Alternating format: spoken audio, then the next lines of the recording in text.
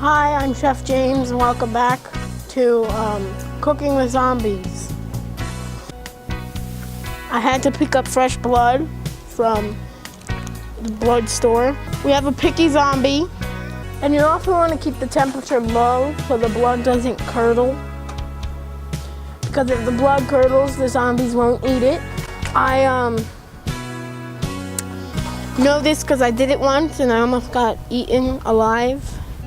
You use all your blood because it's expensive.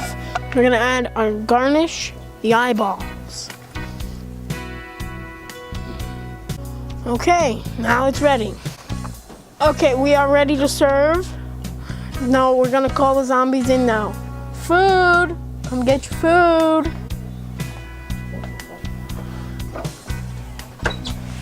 There you go, Picky.